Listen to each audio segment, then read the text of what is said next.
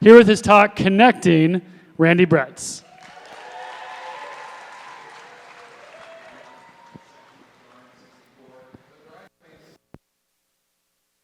You know, I grew up on a street where the folks sat on their front porch and the kids played in the street and sometimes in the empty lot across the street.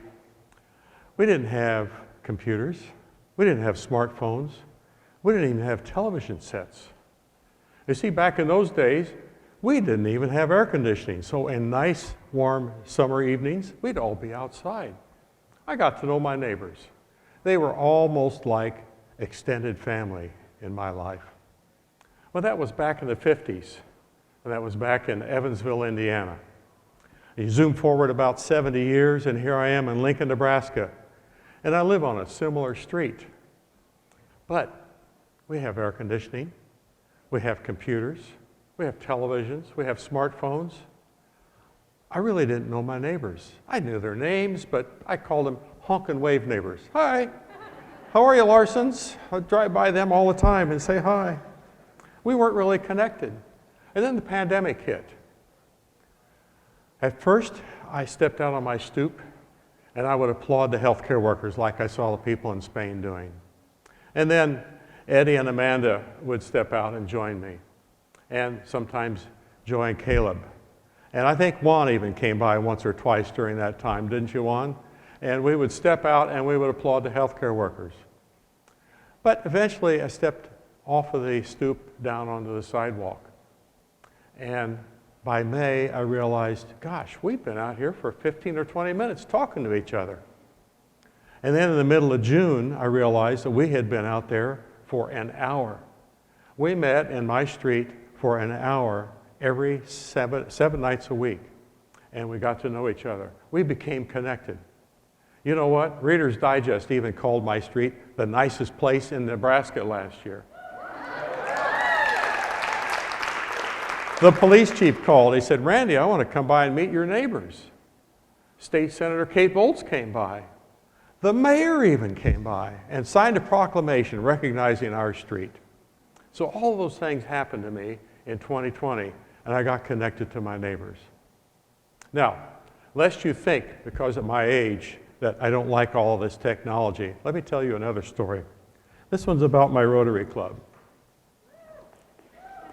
We got two Rotarians in the room. In early 2020, we realized that we couldn't stay on meeting in person. So we decided to start going online. But we didn't just go online. We embraced all of the technology that Zoom offered to us. And I'm not just talking about going to a meeting in your pajama bottoms and a button-up shirt. Get this. We invited Rotarians from all over the world to tune into our meeting, and they did. And when they did, we got to know them. We connected with them. We learned about what life was like in other parts of the world. We even had speakers from other parts of the world speak to our club on Zoom. We had them from England, from over in Europe, in South America. We had speakers from literally every continent on Earth, including Antarctica. And that was because we had Zoom. Not only that, but our members realized that it was a lot easier to invite people to join them for a meeting. And you know what? Our club grew from a little over 200 to almost 300 members last year because we were connecting with one another.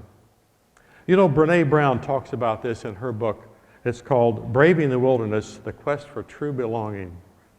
She says it comes from our desire to be part of something larger than all of us. She encourages us to reach out and connect with people. And she says, connect with people that may not believe the same as you do, because you know what?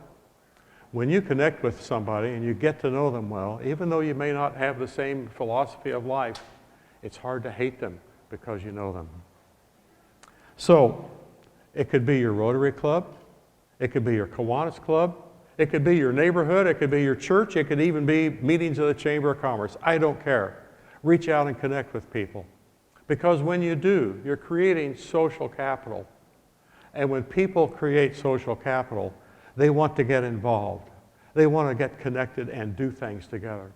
When people have social capital, they show up when you ask them to show up, and they do things when you ask them to do things to help. Now, these aren't just my ideas. They're part of the 20 acts in the book Reclaiming We. And this book was written by Steve Smith, who's with Civic Nebraska, right here in Lincoln, Nebraska. I encourage you to pick up a copy. So, yes, I'm connected. Yes, I'm involved. And yes, I feel like I'm making a difference in the world. And I invite you to join me and connect as well. Thank you.